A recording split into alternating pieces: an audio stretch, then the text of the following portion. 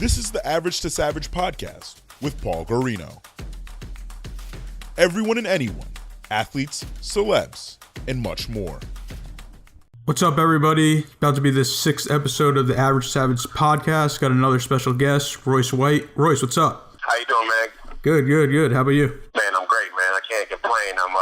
I'm young and I'm healthy and I'm talented and I can't ask for more. So great. So let's just jump right into it. And can you tell the listeners a little about yourself? Yeah, where to start, right? Yeah, I mean, I guess I'm my story is probably most well known for having advocated for mental health in the NBA. Mm-hmm.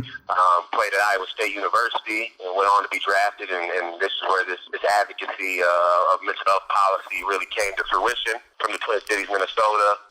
Grew up both parts of the Twin Cities, Minneapolis, St. Paul. Lifelong athlete, huge athletic family heritage, and very diverse family cultural background. And here we are. Gotcha. So besides playing basketball when you were younger, did you play any other sports?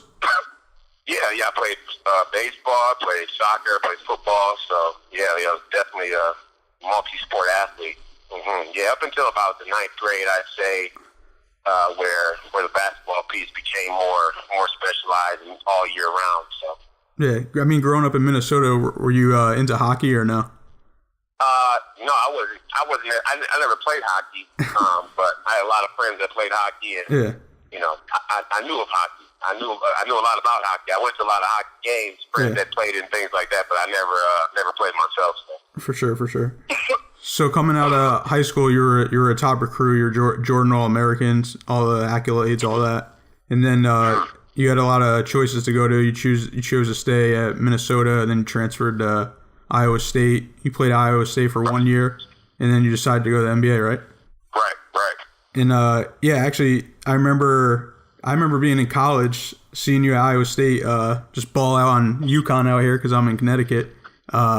And that's how I actually first, discovered you. And then I remember one time I was just like thinking, I was like, yo, where's that guy Royce White at? And then I looked up your story and stuff. That's when I got in contact with you. And then you're kind enough to let me publish that open letter to the NBA. And actually, that was like the biggest, most viewed article I had on my site so far.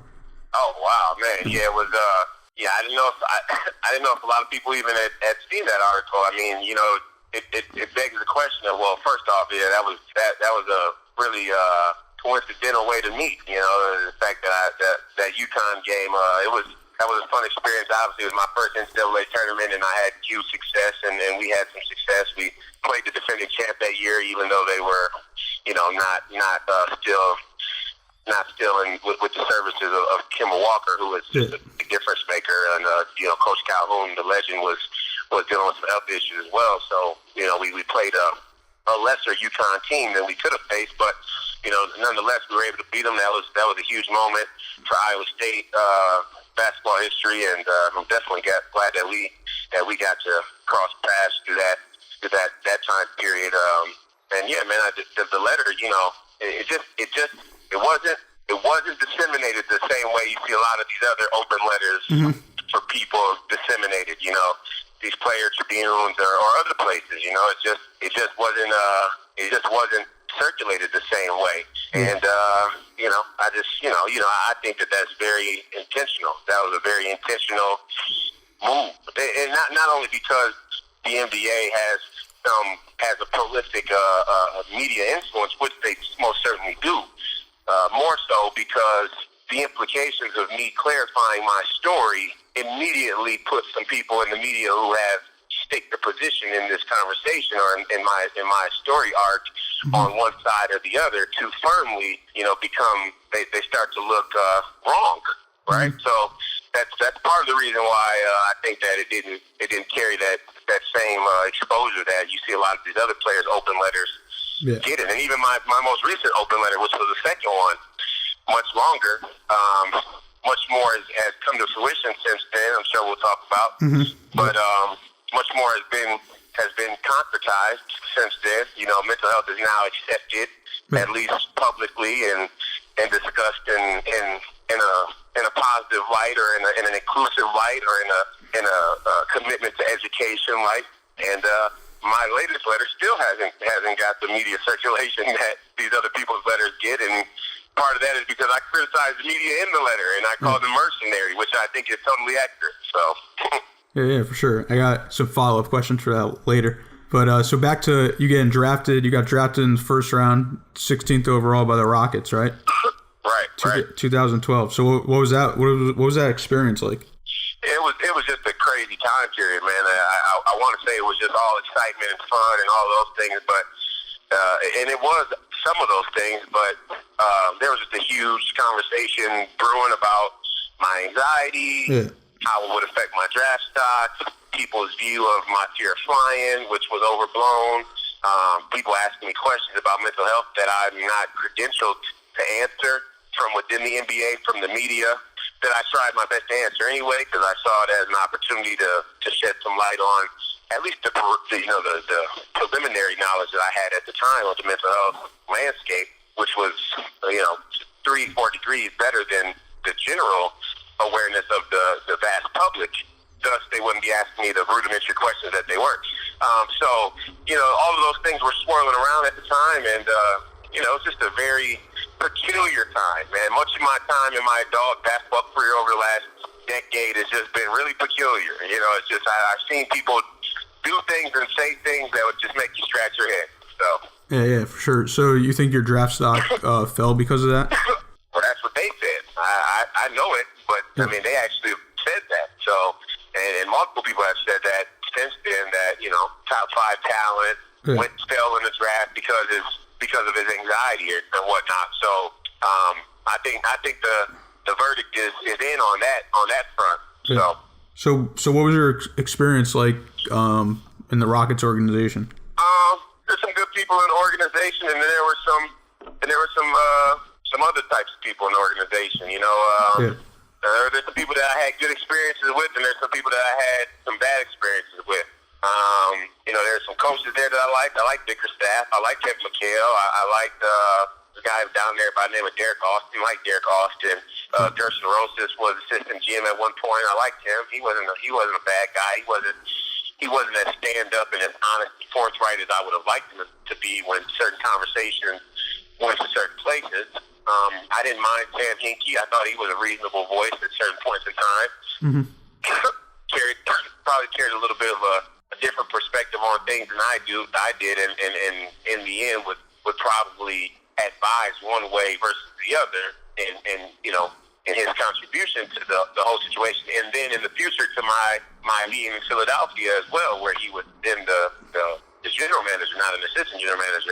And but there were people that that I had good experiences with, and then there were people that I didn't. And Daryl, Morey was definitely a person that he just wasn't not a well-grounded guy, especially in the situation that we were in. Yeah, I mean, it had all the ingredients to just expose how not grounded someone is, right? So, and that's kind of what ended up happening between me and him specifically.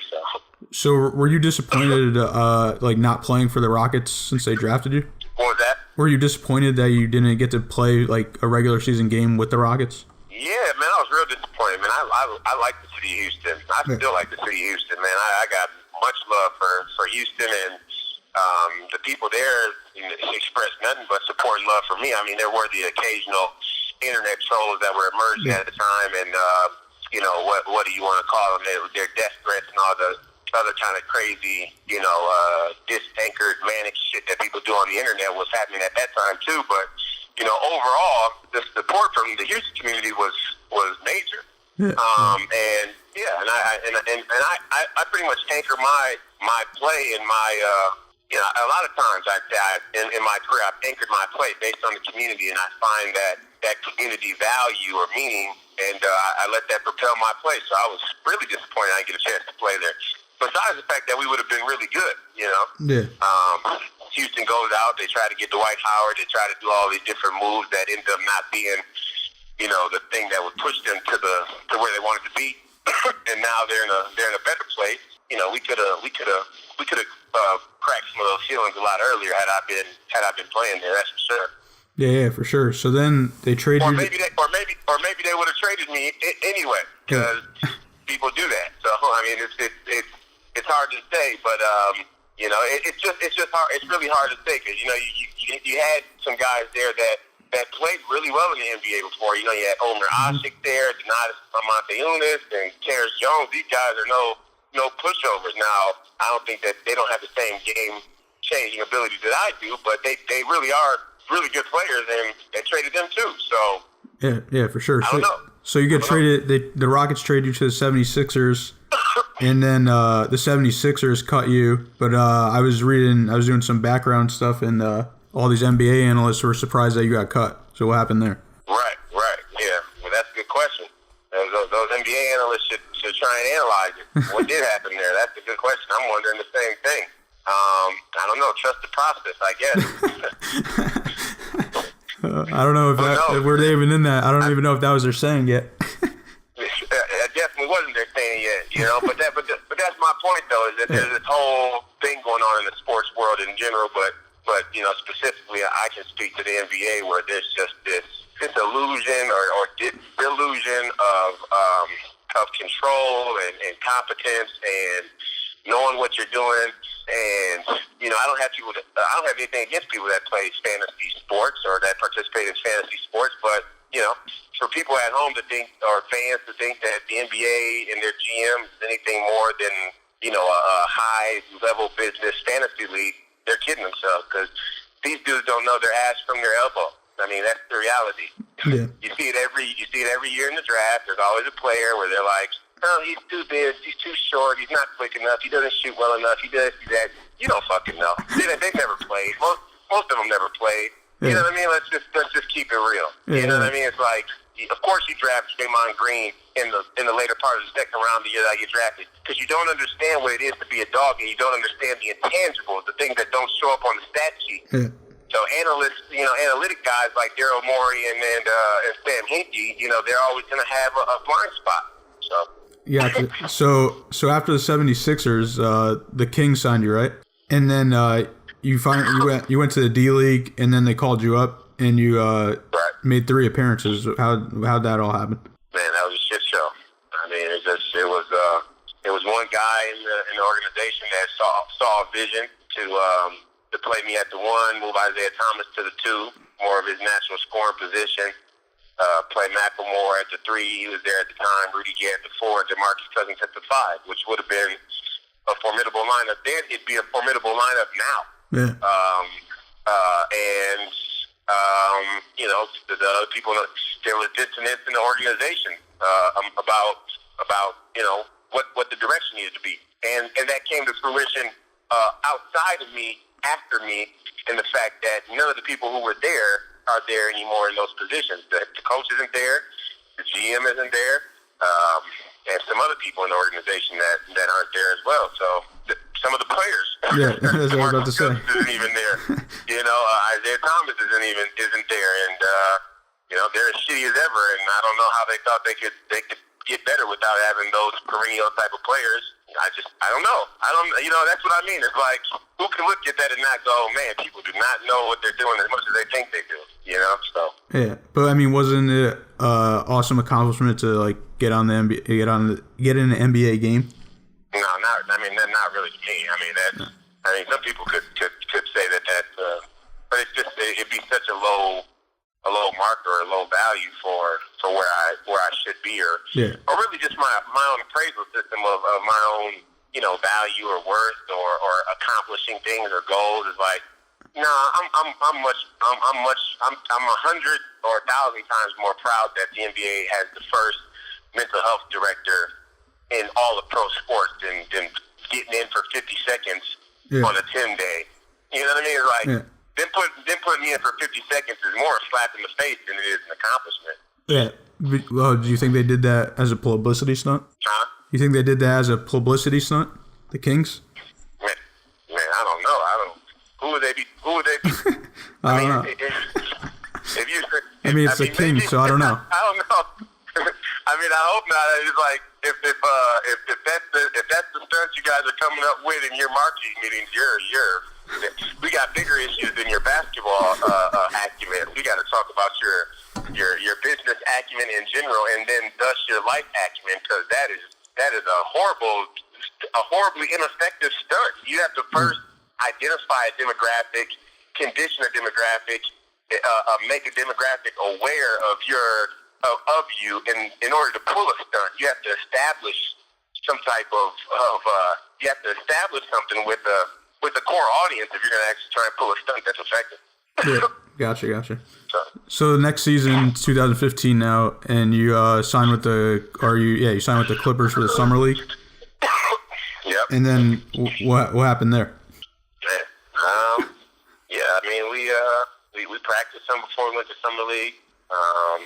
The team, the people in the office told me that they'd seen everything they needed to see, so I didn't need to play that much in summer league. Yeah. So I ended up not playing that much, and I ended up not doing that much because I didn't play that much. I played like 20 minutes or something like that out of the entire 120 minutes that we played. We played like 5 games, maybe like 160 minutes.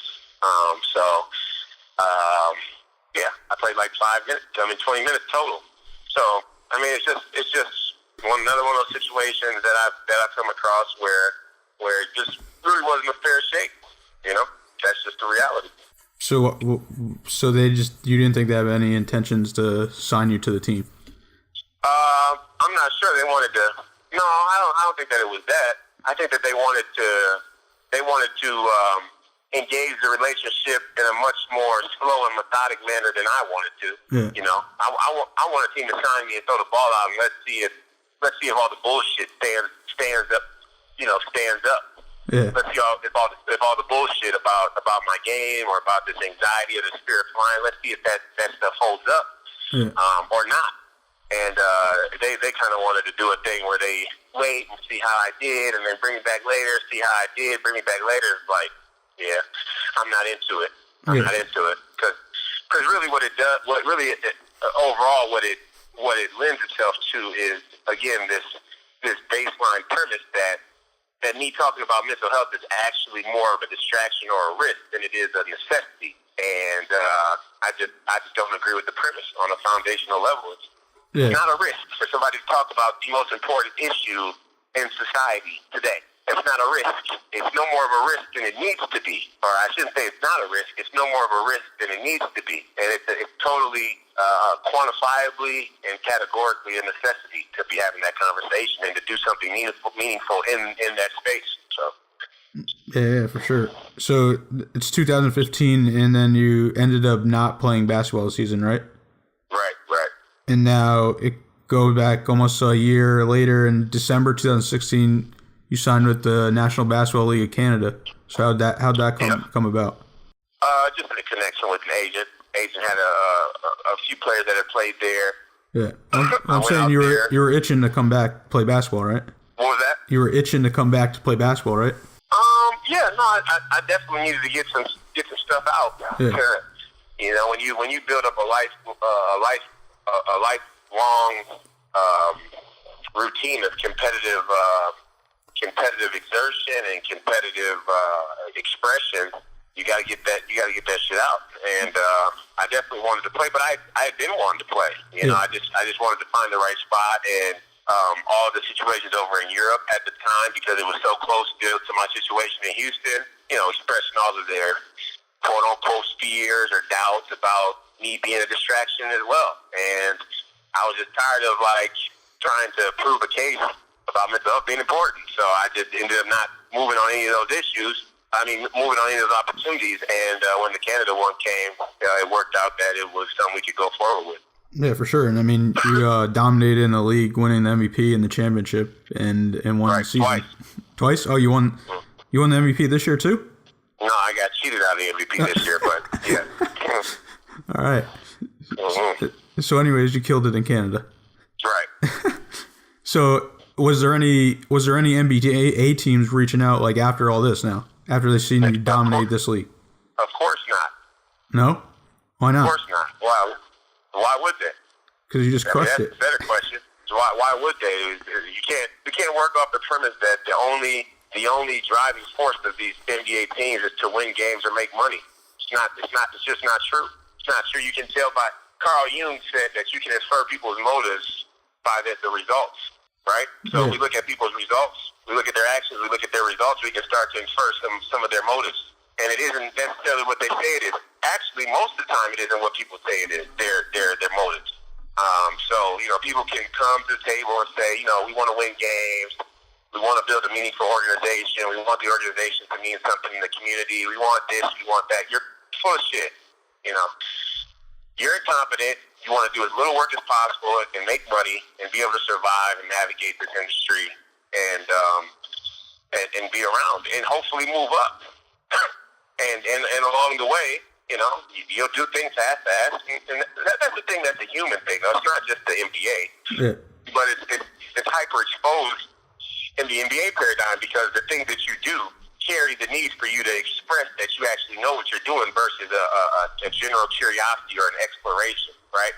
So if I'm in the scientific landscape, it's like, well, I'm putting together a hypothesis. I don't necessarily know what the outcome's going to be.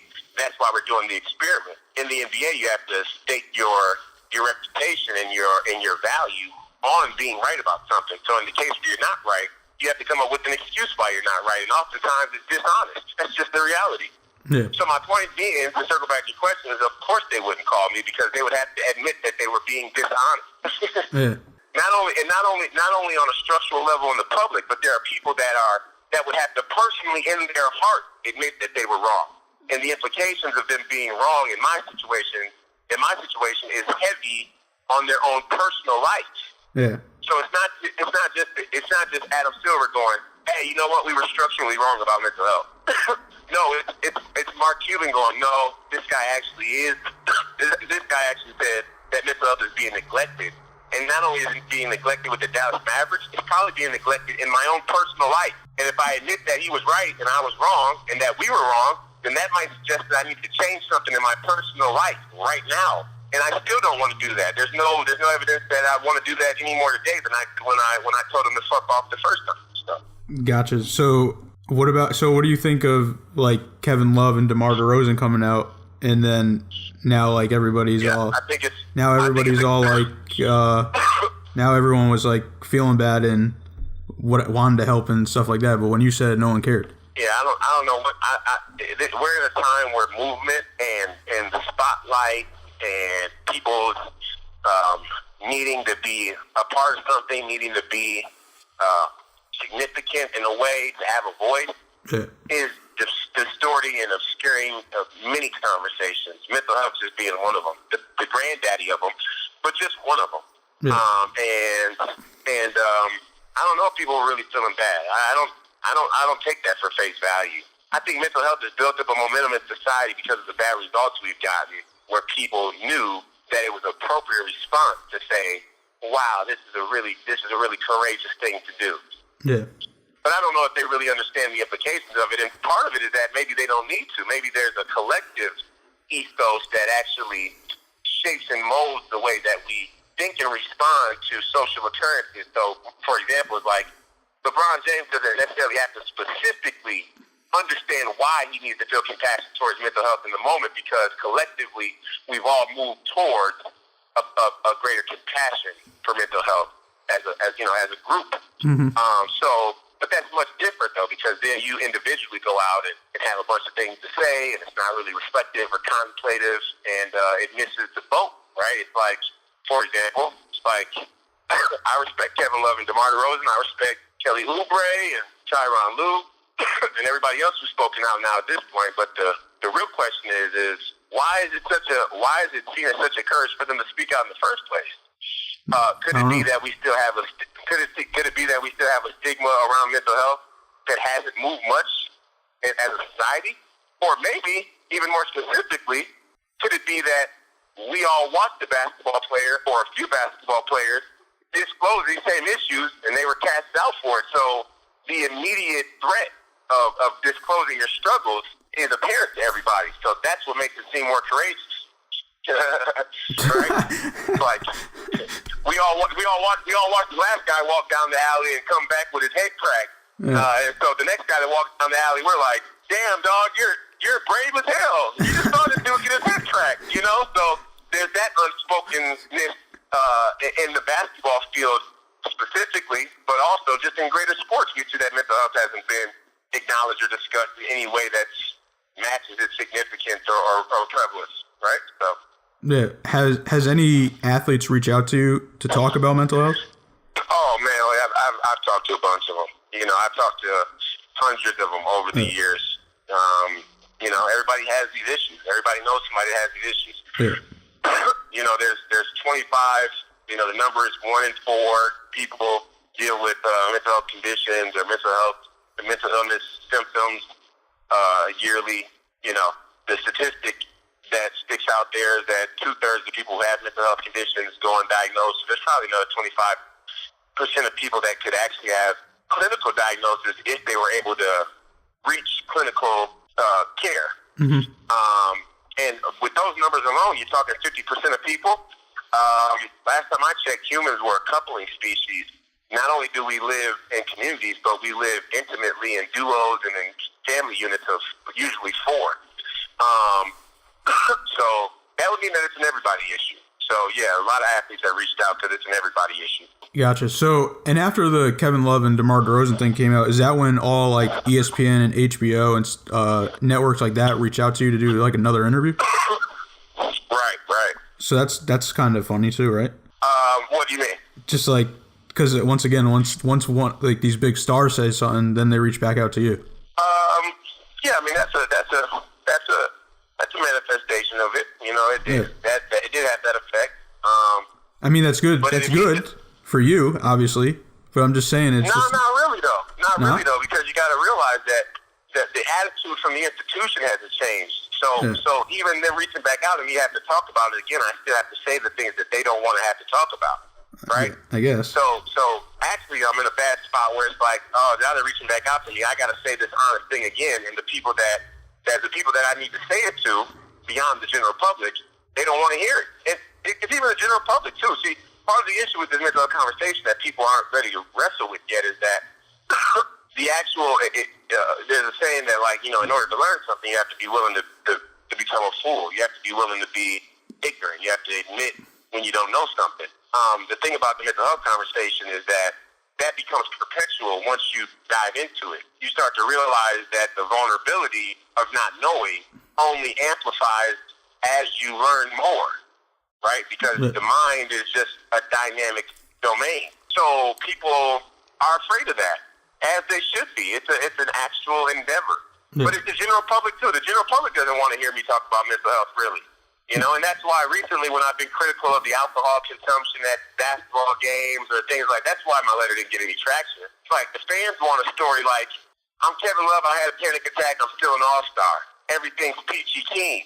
It's like, yeah, you'll take that story. You don't want to hear when you go to the basketball game and participate in drunkenness and that's condoned culturally, that it has a systemic effect on one of the most pernicious issues in the mental health conundrum with addiction and substance use. That's what you don't want to hear. Because you're probably at the game drinking a fucking beer yourself. You're not, I mean, the fans that we would be speaking to is like, yeah, I know you don't want to hear that. And I understand it. But nonetheless, it's still true. So I'll just stay in that space. I'll keep my feet grounded in that space. And let the politics and the gossip mills and the social medias and the feel good stories and all that shit sort itself out. That stuff is really, you know, it's those chips are gonna fall where they're supposed to. So yeah. So all right, let's jump into one more basketball question. We'll jump into more mental health stuff. So I just saw while I was making up these questions that you just signed with the Italian team in Series A, Torino. That's a team, and the coach is now Larry Brown, the legend. So how is that going to be playing for Larry Brown? How the hell did that happen? Larry Brown's the coach over there. Man, there are many connections in the basketball world, and every time I come out on top of the connection pool, you know. Mm-hmm. You know, I have a relationship with someone there in Italy who's very prominent on the basketball scene. His name is Massimo. And, you know, Massimo and I have been talking over the last few years about me playing in Italy. He's been very supportive. Thinks that it's a very huge opportunity for me personally. He knows how I feel about culture and history and science and math and philosophy, and there's not a bigger, better place for it than Italy. And just basketball wise as well. And so, when the opportunity arose, he called me, and I talked to Coach Brown for a while. We had a good conversation. We talked about life more than anything, and a little bit about basketball, and the rest is history. Did you know Coach Brown before this? No, I never knew Coach Brown before this situation. So, but obviously, I grew up watching Coach Brown, and I grew up in the '90s, the Allen Iverson era. Obviously, he coached Allen. He coached a really, really good Detroit Pistons team that I also grew up in the era watching. Yeah. And he's a legend. His story for seasons. So I knew him. He didn't really know me. Yeah. So you're excited to play for him, right? Oh man, absolutely. Yeah. Anytime you get around a well of knowledge like that in the basketball space, you got to just relish in that, or else you're not really you're not a lover. You don't love the game, Yeah, for sure. Are you ready for once you get off the plane? My boy was over there in Italy. He said they had all posters of him up already. So I'm sure they're gonna have posters all over of you. That's crazy. That's crazy, man. I got to get some new pictures over there for them to put the posters up. I'm looking on the internet, and all the pictures of me are from 5 years ago in the Houston jersey. Yeah, I just seen that. I'm gonna have to call Google or the AP or Getty Images and say I need all those images down. I don't want to associate with those brands. Yeah. Go do a photo shoot and then send and be like, here, use these. Right.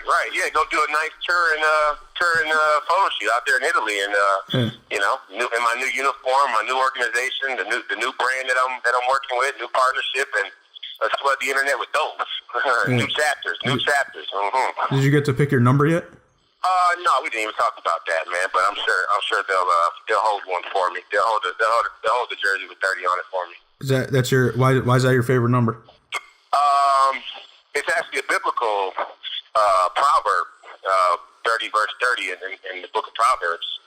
It talks about the lion and the lion's leadership or the lion's stature and the animal kingdom and his courage and his willingness to engage and not turn away from challenges.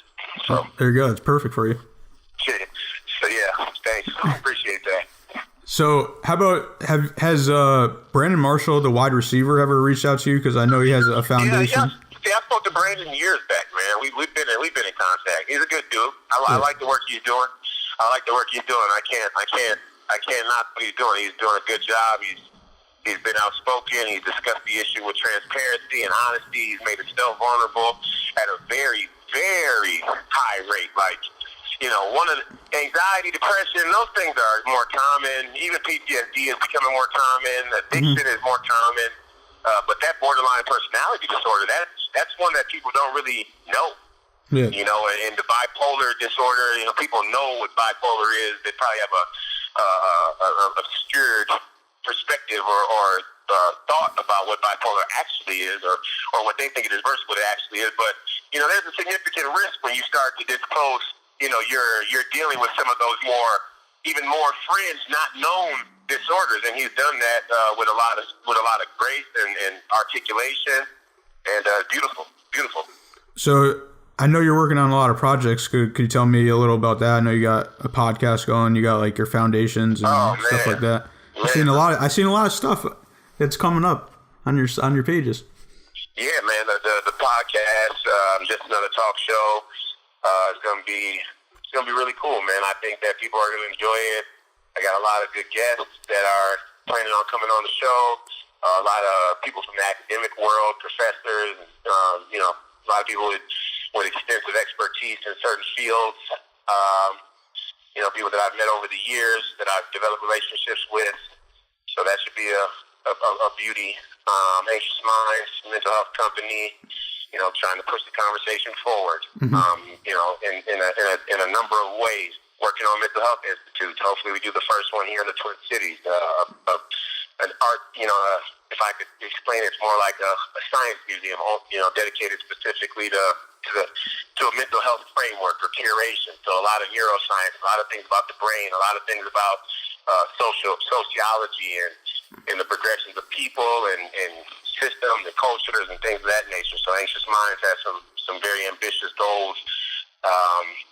Probably do a podcast there in that space too, just specifically for mental health. Not hosted by me though. The Last Renaissance is a whole different thing. It's just this media site that is going to ask all the hard questions. We're going to try and form all the hard questions. We're going to engage the hard questions. We're going to, we're going to go down in the rabbit hole. We're going to go down in the depths in the Tartarus and see if we can find a gem or a nugget that can help us, navigate this chaotic time.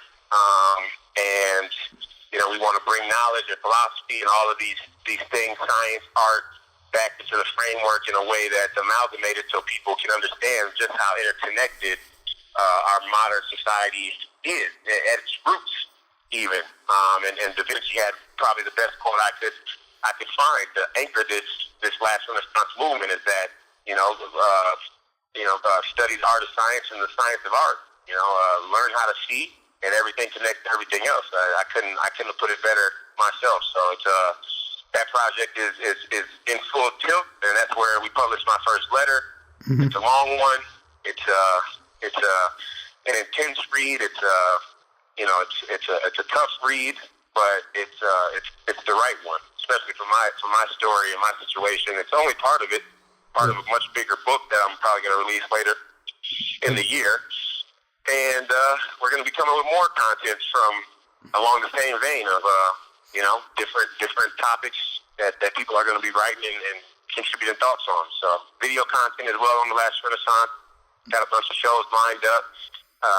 The potluck is one that I'm really excited about, bringing 3 or 4 people to the table to have a conversation over some, based around food.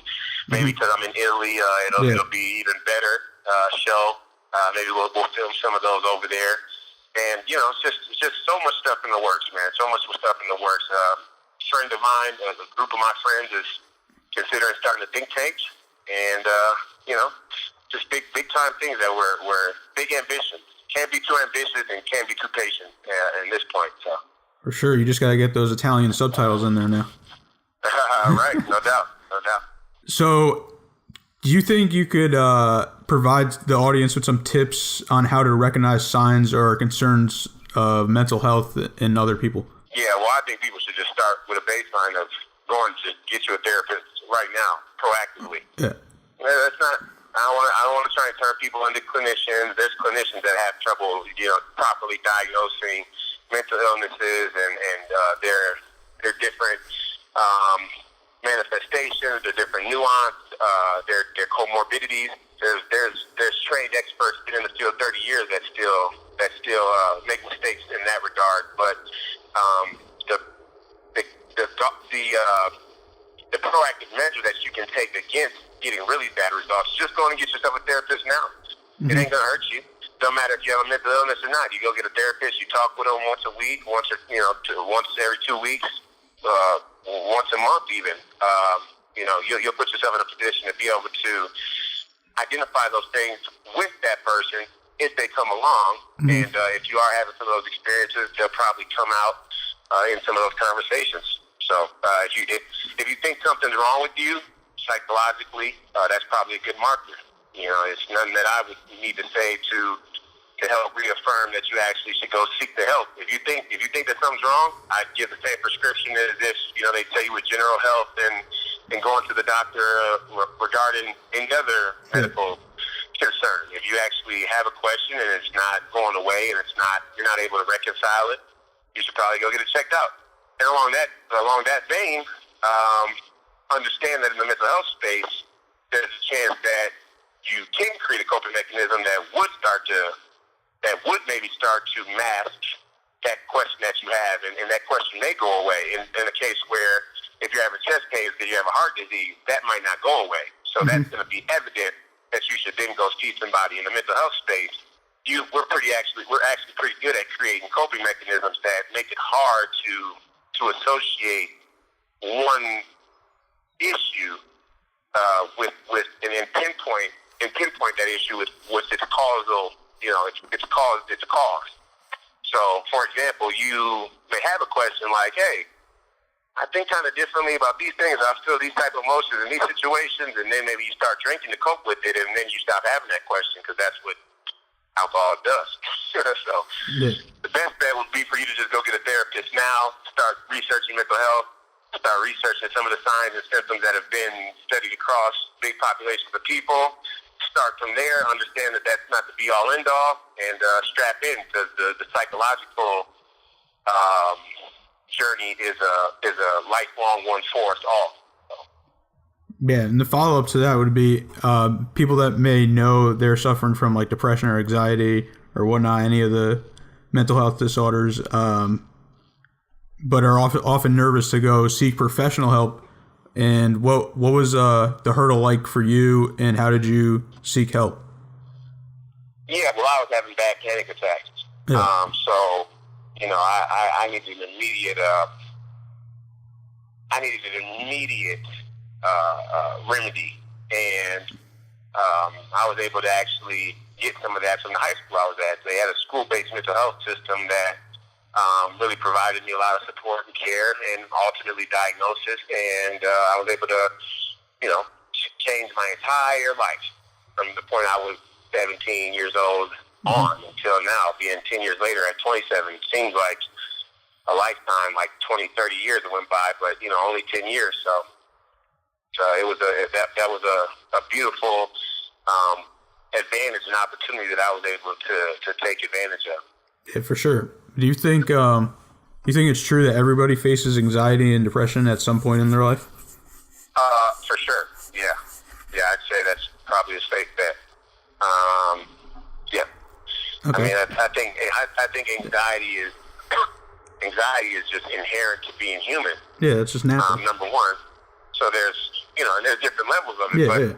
Again, there's also different ways that it manifests. So people may think like, oh, well, I get fearful too when I get on planes, but I don't get as fearful as you do. I don't have the panic or the sweaty hands or whatever. But maybe you don't sleep. Yeah. See, that's the other. I say in my piece, in my letter, that the three sort of subtle pernicious red herrings of society are caffeine, sleep deprivation, and dehydration. It's said that some 85% of all sleep disturbances or sleep disorders are anxiety related. But that's just an overwhelming number of people being plagued with anxiety and it could actually disturbing people's sleep. So that manifestation isn't normally equated with anxiety. Restless leg syndrome isn't normally equated with anxiety, right? So, but it totally can become a symptom of it. So. Gotcha. When you came out with all this, depression's a bit different. I'd say depression may be a bit different on the manic end. On the manic end of the depression spectrum. But as far as people having, general despairs and chaos and unsolvable questions in their own, existential space that they aren't able to wrestle with the way that they would like to. That's everybody's thing, for sure. Yeah, for sure.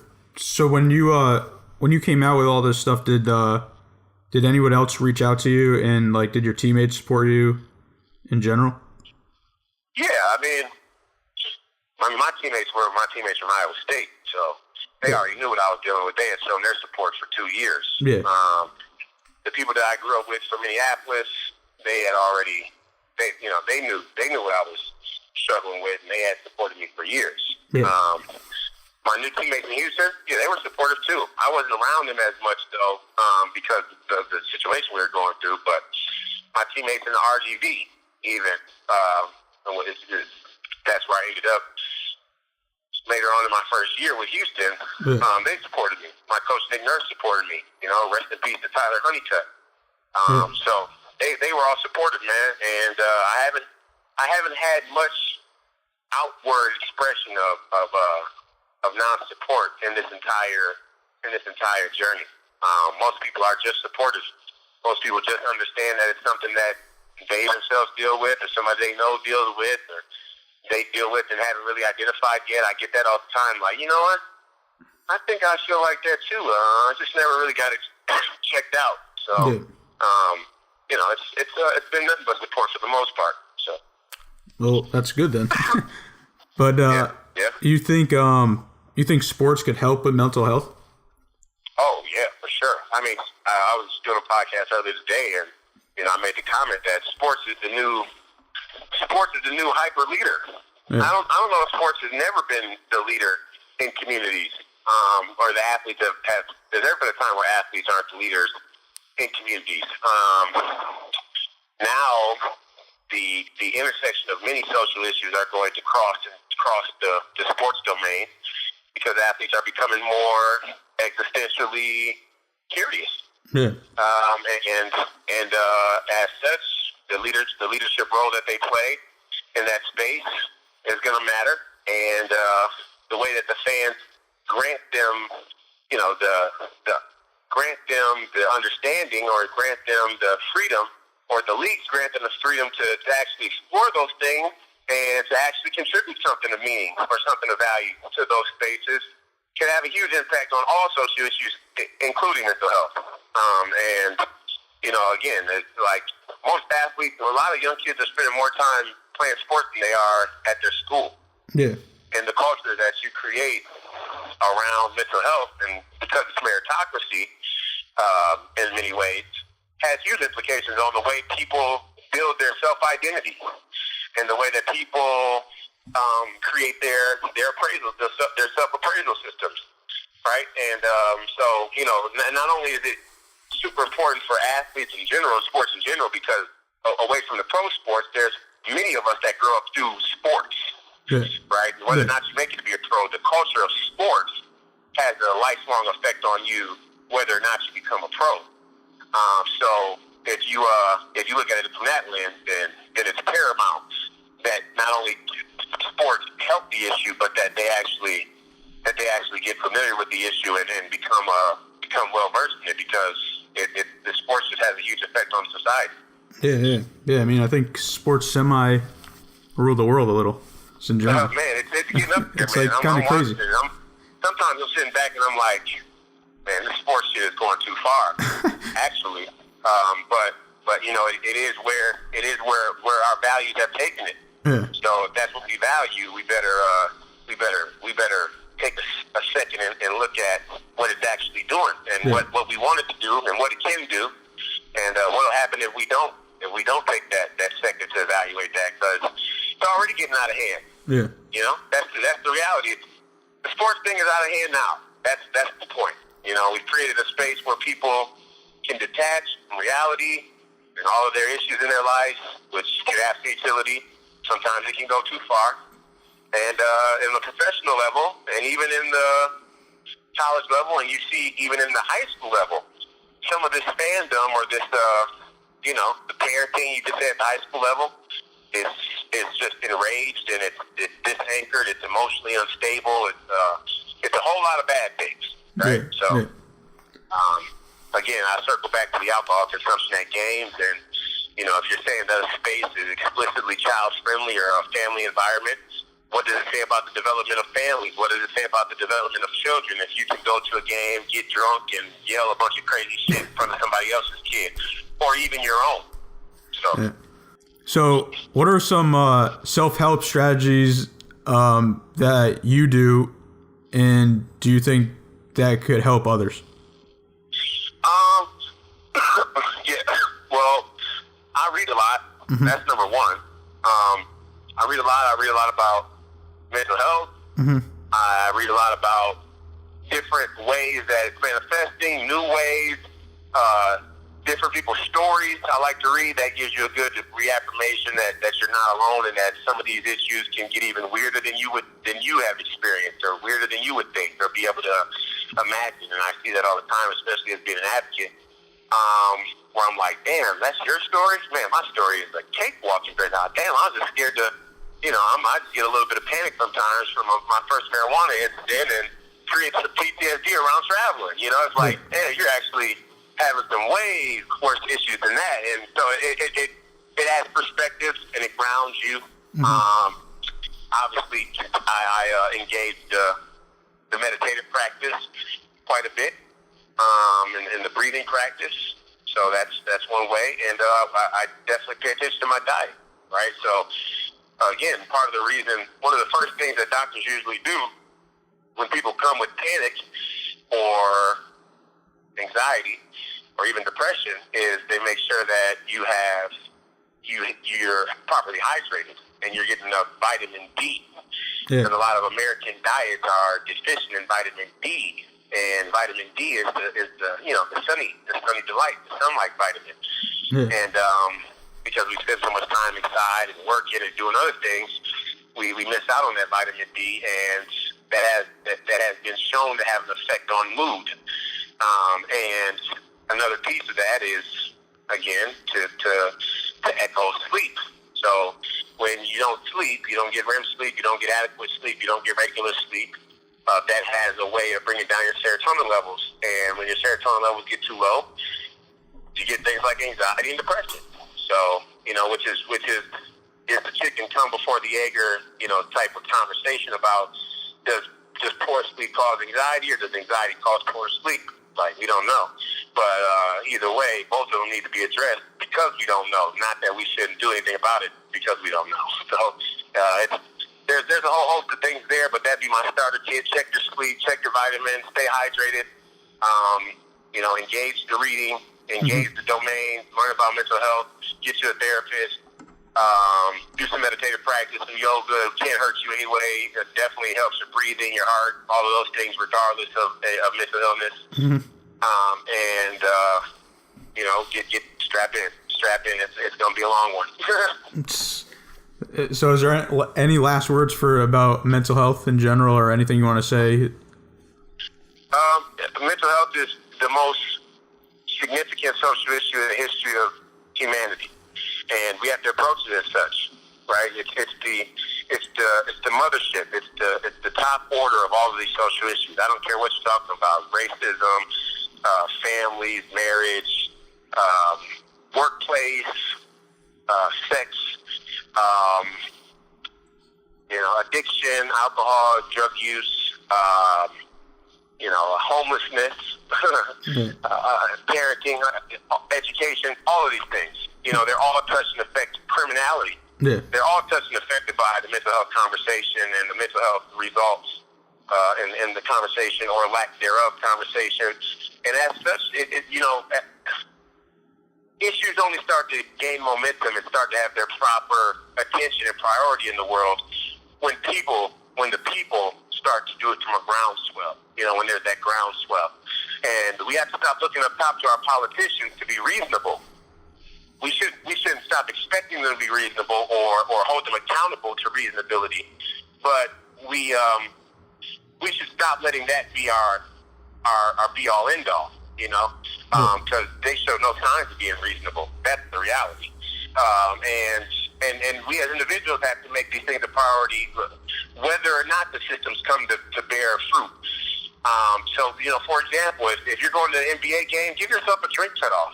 And if you're an alcoholic, get some help. I mean, there's probably a reason why you're using alcohol that much. It probably has it most certainly has an underlying mental health cause. I'll just say that. So get yourself some help. And if you can refrain from, doing the drinking 6 beers and yelling some crazy shit at LeBron James or Steph Curry, then do that. And that actually will, those small random acts of kindness thing, that cliche starts to gnaw at your ear and go, oh yeah, let me do that first. And then you can save the Royce trying to, fix structures and systems. You can add that support too if you can find a way to do so. And we're going to continue to push those things. Like, NBA is not getting off the hook. All their partners, all their sponsors, they can act like they're getting off the hook, but they're not. We're still coming. The mental health topic is at their doorstep. It's in their house. It's in the basement. It's in the walls. You see what I'm saying? It's nothing that they have a choice in engaging. They're in it. They're engaged in it, whether or not they want to acknowledge it. So we're going to continue to push that front and try and add perspective and add a decent direction on that front. But individually, there's a lot of things that you can do, and there's a lot of things that you will do that will have an effect on the immediate community around you. Your wife, your kids, your coworkers, your friends, other family, and all kinds of people that you interact with. You know, just ask somebody how they're doing. Yeah. That goes a long way. You know, how you doing, man? No, how you really doing? I don't want the cheap. Oh, I'm all right. I'm good. No, I don't want that version. Yeah. I want to know how you're really doing. You know, let's do that some more. Yeah. So. Yeah, for sure. Are you ready for the random questions? Yeah, for sure. What kind of music are you listening now? Who's your favorite artist? Wow, music, man. That's tough, man. I got an assortment of music that I go through. I got my own artists that I work with through my music company that I listen to often. Rock and roll, alternative shit that we're working on, but some R&B stuff too. Artists that I work with. As far as notable music or household music, just so much good music out there, man. I think Jay did something incredible with his album in many regards. I think Drake had a great album. He's had a great run of albums. I mean, let's just be fucking honest here. Right. If you're not liking what Drake's doing, you're like a hater or an asshole or I don't know. You know, Yeah, you probably should sign up for the therapist list first because you're having some type of weird ass, you know, hipster haterism going on in your shit. You know, but I also listen to I like LP a lot. I try to go and find LP music when I can. She's a good singer-songwriter, really talented, great vocal range. Who else? You said Prince. you said we lost the legend most recently. You know, the GOAT. Yeah. Isn't he from? The GOAT. He's from Minnesota, right? From Minnesota, so we keep his catalog alive and we keep his spirit alive with his music. So definitely love Prince. J. Cole put out an incredible album. I love that. You know, and there's still some rock and roll legends putting out some great music. The Black Keys last album was on my list. You know, Turn Blue is still on my playlist. It was so good. It was just an incredible album. I can go on and on about the music, man. It's just there's so many great artists out there, you know, and I listen to a lot of music. So rest in peace to Chris Cornell. You know, Chris Cornell, Audio Slave, and Soundgarden, and that whole movement. You know, had a big impact on me, and definitely is a big part of my musical interest, and music that has been a big part of me times in my life. And you know, I'd go to the games and listen to Shadow on the Sun. Mm-hmm. You see what I'm saying? So you know, there's things that people wouldn't. That's one of those fun facts people wouldn't know. Like people think that I'm rolling to the game to Jay. Maybe I listen to Jay after the game, kind of. Yeah. I'm listening to Chris Cornell on the way to the game. I'm getting in that mode, in that story mode, and shaping my own story and doing things like that. So there's a lot of great music out there, man. Yeah, for sure. What about? Did you have any favorite players growing up? Yeah, of course. I love Mike. Obviously, I grew up in the '90s, so Right. I mean, Mike was Mike. I mean, nobody could deny what Mike did basketball-wise. If you did, you're an asshole. That's the reality. But I also love Pip too. I love Pippen. You know, he was a big time two-way player too, versatile. Was one of the first point forwards if you really think about it. Yeah. You know, so I liked him a lot. I only saw highlights of players before that, like Bird and Johnson and Big O and Dr. J and Russell and Chamberlain, all those guys. Gotta, you know, give them their respect. But you know, KG was next to come after Michael Jordan, right? So, and I was a Minnesota kid, so KG, big shout out to Ticket. You know, he helped shape a lot of young players, you know, and doesn't get the publicity or the respect or the adulation that he deserves for his huge contribution to the basketball game. Another guy that really transformed the versatility of forwards, you know. And then, you know, Iverson was in there as well, right? We all loved Allen. And then there was LeBron, right? So, you know, and LeBron has been the mainstay for a long time. Now, there are all kinds of players in there that I loved as well. I went to Vince Carter camp. I love Vince Carter's, as a person, he's a good cat. Love his game. Really transformed his game and refined his game with his age and some of his injuries, and I was able to actually see and hear him say that he was going to do that and then go do it. Yeah. So as a young player, 16, 17, that was really cool. I was at his camp, and he had just come off of was just going to have an ankle surgery, and he was like, I'm changing, young fella, you got to be able to change your game. You got to be able to do this, this, and this. And then to watch him go out there and be able to stick around for another 11, 12 years doing that and see that through is incredible. So T-Mac was another one of the first point forwards. There was Kobe. Obviously, nobody can deny what Kobe has done. I love Kobe's game. He had some memorable moments. Shaq. Other players, too, that weren't actually Dirk. How can I not mention Dirk? Transformed the game. Other players, too, in there that people, kind of forget to mention. It's Baron Davis. I love Baron Davis' game. A lot of players have shaped my game, and I'm a student, so I watched a lot of basketball, and a lot of guys gave me a lot of inspiration. Yeah, I like that. I like student of the game. All right, the ultimate question, but just keep this one short because I know it could be hours long. MJ or LeBron? What's that? MJ or LeBron? Oh man, I don't do that. I don't do that comparison thing. I think that seriously, man. I just don't do it. You can't compare them. One played in an era where you could hand check. One was a bona fide scorer with the go-to move. I think Michael Jordan has one of it's not the most effective, the second most effective go-to move behind the sky hook is the turnaround fadeaway. Yeah. And LeBron James doesn't have a go-to move, and he's still able to go out and get 40 at will just because of his sheer ability, creativity, strength, athleticism, all of those things. So,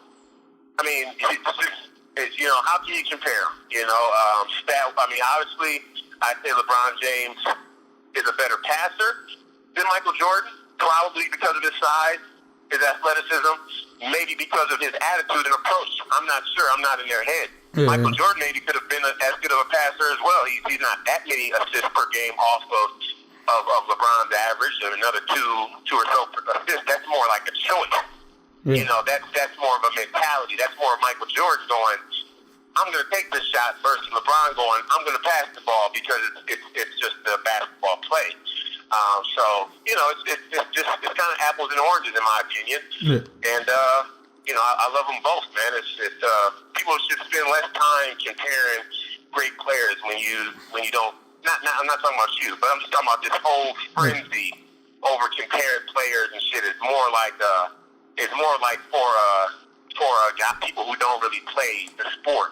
Yeah. You know what I mean? And then the athletes, we get pulled into it because people want to ask people who actually have competed against them or are in the same field or whatever, and they go, then you hear some athletes forced to give some answer, and it's like, we really don't want to be discussing that at all, and it really doesn't matter. It's like we respect and appreciate both of their contributions, and if you just have to say somebody's better, then you have to judge it on something. I guess you could judge it on championships, but then Michael Jordan wouldn't be the best either. So you'd have to give that nod to Bill Russell. Yeah. Which you couldn't possibly do because they're two totally different players and two totally different eras. And nobody in their right mind would say that Bill Russell is anywhere near the talent or ability of Michael Jordan. So just an absurd way to try and even frame the whole comparison, in my opinion. But people do it. I'm sick of it. So, yeah. All right, last one. What do you think about LeVar Ball and the Ball family? Man, I got mixed emotions. I don't mind it, man. I think that it's bound to happen, right? It's like the mental health conversation in many respects. It's bound to happen. There was bound to be a family or a father that saw the business reality of the industry of the basketball sports domain and put forward to capitalize on that in the way that he wanted to, in the way that he saw fit. Yeah. It was bound to happen. It was bound to happen. It's what happens when a group of people unwarrantedly take 50% for being middlemen. Yeah. That's what you produce. You produce a LeVar Ball, and if people don't understand the reference, the people that run the league, they're middlemen. No middleman gets 50%. That's an absurdity. Okay, they don't create shit. They don't do anything other than broker the deals with the TV, broker the TV deals, and which really sell themselves because the product is so self-sufficient, right? It's such a good product that it's not much work you have to do. Like, you could go into the office with Turner Sports and Walt Disney and negotiate an NBA TV deal. You know, like anybody. I mean, I don't say anybody, but a lot of people could do that. You know, so that's a more middleman position. But that's what happens when middlemen start to, anchor a superficial position within a paradigm, and you get these offshoots and these people that are like, well, wait a minute, why am I going through Nike when I could just go to China and make the shoe myself?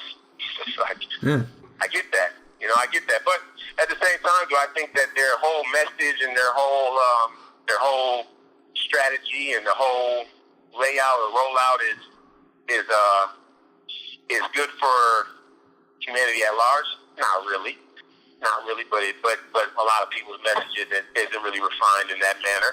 I have problems with you, talking about the price, on shoes, or the same, oligarchs, you could say, that you're claiming are trying to monopolize the talent of these young men, and then you go and you set the price for a shoe in the upper 1% of the market. That's a little hypocritical, but maybe there's a good reason. I don't know. I'm not involved with that movement. I support them. It's like, hopefully you can do it, figure it out, continue to refine it, continue to make it better, continue to hone the message, continue to help the people that you can, or use the platform to do something meaningful at a deep level. And I tell my hat to them. It's good to see somebody shake something up. And those are the voices that'll do it, though. The voices that'll end up shaking it up will sound theatrical, and they'll sound, audacious and things like that. But, good luck to them. I respect it, Yeah, for sure. Well, I appreciate you coming on the show. And if you want to shout out anybody and tell people where to follow you. Yeah, man. Shout out to Tyler Honeycutt, man. Rest in peace. We miss you. We love you. We failed you. You can follow me anywhere, man. I don't mind. Don't follow me. Go send a message to Tyler Honeycutt's mother. Send a message to David Stern. Tell him to apologize to Tyler Honeycutt's mother. Send a message to Adam Silver. Tell him to apologize to Tyler Honeycutt's mother. You know what I mean? Don't bother with me. The things I'm doing, they'll fall in your lap probably. That's the way I want it to be. I want the things I do to fall in your lap. I want you to not have to speak it out. I want it to be so valuable that you can just come across it, consume it, and your life be better. But as far as anything you'll put some energy to, tell those dudes to go apologize to Tyler Honeycutt's mother, because they could have saved his life.